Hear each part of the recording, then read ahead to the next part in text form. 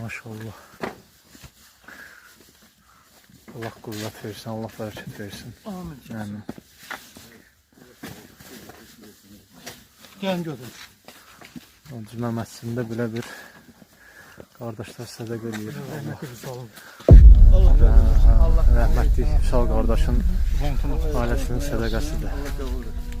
Allah günahlarını bağışlasın.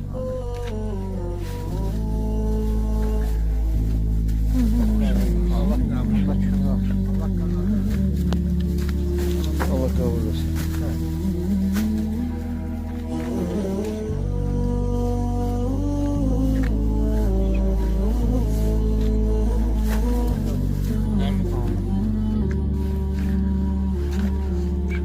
Cümə günüdür və gələn insanlar sədəqədən